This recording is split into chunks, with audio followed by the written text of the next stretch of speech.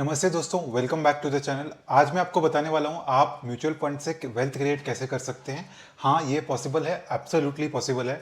There are mutual funds in the industry जिसने last 25 years में 100x returns भी दिया है। तो 100x returns in 25 years is a very good number friends, because it is almost more than 18% CAGR, right. But करना क्या है, कौन सा फंड में इन्वेस्ट करना है, कैसे इन्वेस्ट करना है, ठीक है फ्रेंड्स। 18% CAGR तो ठीक है, ज़्यादा एस्टिमेट हो गया। आपको क्या एस्टिमेट करना है, आपको पहले तो अपने एक्सपेक्टेशंस कम रखने हैं। अगर आप अपनी लाइफ में एक्सपेक्टेशंस कम रखेंगे ना, when it comes to money and when it comes to returns on the stock markets, then you will be able to survive for very long in the stock markets and then you will be definitely be able to create wealth, right. क्योंकि wealth creation के लिए जो सबसे बड़ी चीज़ जो हमें चाहिए वो चाहिए पेशेंस। और पेशेंस आएगा जब आप स्टॉक मार्केट के अप्स और डाउन्स को फॉलो कर पाएंगे, राइट। तो एक फंड है जिसका नाम है HDFC फ्लेक्सी कैप फंड। उसका नाम पहले HDFC इक्विटी फंड था। तो इस फंड ने लास्ट 25 ईयर्स में ऑलमोस्ट 100x से ज़्यादा रिटर्न्स दिया है। हाँ जी, 100x से ज़्यादा रिटर्न्स दिया है, विच इज़ ऑलमोस्ट 18.5% का CAGR। आप मेरे स्क्रीन पे शीट देखेंगे तो आप देखेंगे कि इस फंड में भी during the entire journey of this fund in the last 27 years, इसमें 3 से 4 बार 30% के ड्रॉडाउन हुए हैं और 1 से 2 बार मोर देन 50% के ड्रॉडाउन हुए हैं। तो अगर आप कोई फंड में इन्वेस्ट करते हैं, फॉर एग्जाम्पल अगर उसका NAV 200 रुपीज़ है और मार्केट क्रैश आता है और उसका NAV 100 हो जाता है, तो then you will panic and exit, right. But आपको एग्जिट नहीं करना है, आपको इन्वेस्टेड रहना है, ओके। तो 18% CAGR जैसे मैंने बोला थोड़ा सा ज़्यादा है। आपको पहले कितना एक्सपेक्ट करना है, आपको अपने एक्सपेक्टेशंस कम रखने हैं। तो आपको एक्सपेक्ट करना है कि आप 12% CAGR बना लेंगे, 10 to 12% over the next 30 years, right. So with this expectation u should start your investing journey. कौन सा फंड पिक करें, इसका एक्सपेंस रेशियो क्या है, कोई फर्क नहीं पड़ता है। Pick a very well diversified fund, be it index fund और actively manage fund. That expense ratio is not going to matter too much as your discipline and the amount of money that you put in these funds is going to matter, friends, to be very honest।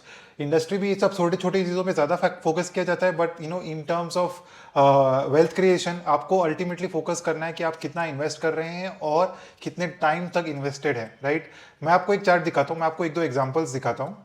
तो पहला तो example ये है कि अगर आप 10,000 rupees की SIP start करते हैं, ओके, और आपने सिर्फ 12% की रिटर्न एक्सपेक्टेशन रखी है और ये SIP आप सिर्फ 10,000 की रखते हैं नेक्स्ट 25 ईयर्स तक, तो at the end of 25 years you will have 1.88 crore at the return of 12%, right. और जस्ट अगर आपका रिटर्न अगर आपका गुड लक हो या फंड अच्छा निकला, आपने अगर 12 की जगह 15% रिटर्न कमा लिया, तो आपका जो कॉर्पस होगा वो 3.2 करोड़ से थोड़ा सा ज़्यादा होगा, right. So ultimately friends, idea क्या है, आइडिया यही है कि आपको इन्वेस्टेड रहना है। डेफिनेटली ये जो 1.88 करोड़ और 3.24 करोड़ जो मैंने बताया है, इनका प्रेजेंट वैल्यू कम होगा ऑब्वियसली, बिकॉज जैसे जैसे इन्फ्लेशन बढ़ता है तो इसको इन्फ्लेशन से फैक्टर करना जरूरी है। बट अगर आप एक और फॉर्मूला यूज करते हैं जहाँ पे आप स्टेप अप SIP यूज करते हैं, तो स्टेप अप SIP में क्या है, आपको 10,000 से स्टार्ट करना है और 10,000 को आपको एवरी ईयर 10% बढ़ाना है। तो अगर आप 10,000 की SIP स्टार्ट करते हैं और उसको 10% हर साल बढ़ाते हैं, तो at the end of 25 years आपके पास 4.1 करोड़ होंगे अगर आपका रिटर्न 12% होता है तो। बट ये जो 12% है स्ट्रेट लाइन में नहीं आने वाला है friends. You have to stay invested, you have to keep investing, you have to keep investing and stay focused, right. तो ये फोकस कैसे आएगा मैं आपको अभी वीडियो में बताने वाला हूं। उससे पहले मुझे कमेंट करके बताएं कि आपने आज तक कौन से फंड में इन्वेस्ट किया है और कितना समय तक आप अभी तक इन्वेस्टेड है, वो मुझे जरूर बताएं, right.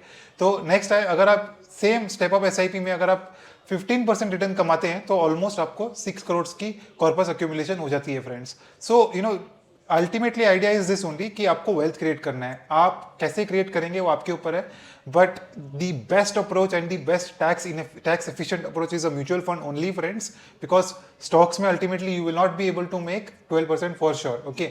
So now coming to आपको एग्जैक्टली क्या करना है, क्या क्या चीज़ों का ध्यान रखना है when you start this mutual fund journey, okay. तो म्यूचुअल फंड जर्नी में जैसे मैंने बोला, you will see lots of drawdown in this journey, right. तो ड्रॉडाउन को प्रोटेक्ट कैसे करें, तो इसको प्रोटेक्ट करने का एक सिंपल फॉर्मूला यही है कि you prepare for all future emergencies, right. तो आप एक इमरजेंसी फंड क्रिएट करें। Emergency fund should be definitely be at least 2 years worth of expenses, क्योंकि कोई भी calamity could last for 2 years. जैसे आपने देखा कोविड 2020 मार्च में शुरू हुआ था and we are in 2022 now, we have crossed more than 2 years when covid started, right. Even though it's called COVID 2019, but the lockdowns and all that, the panic started really in 2020 March, right? So you have to be very careful about this when it comes to your mutual fund investing journey or your equity journey, that you have a decent amount of emergency fund आप ज़्यादा बड़ा करें उसको, don't keep it 3 months 6 months जो thumb rule बोलते हैं. It is better to have a lot of cash in hand because cash will let you sleep well at night. तो उस पर पहले फोकस करें. उसके बाद आपको क्या करना है, इंश्योरेंस का ध्यान रखना है, राइट. इंश्योरेंस कितना होना चाहिए, तो आपको लाइफ इंश्योरेंस लेके रखना है कि आपकी फैमिली को कुछ हो जाए तो आपकी फैमिली को ये लम सम लाइफ इंश्योरेंस मिल जाए, और your mutual fund investing journey will stop definitely, but that money can stay remain invested and your family can enjoy the fruits later, right.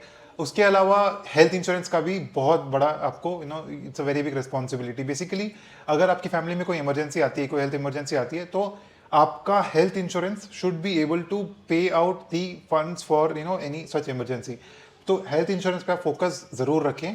Health insurance से maximum pay out हो जाना चाहिए, और उसके बाद अगर कुछ रिक्वायरमेंट होती है पैसों की तो वो इमरजेंसी फंड से आना चाहिए.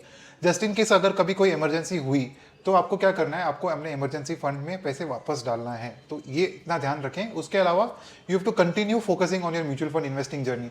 सो what are the few other things you should take care when you invest in mutual funds, right.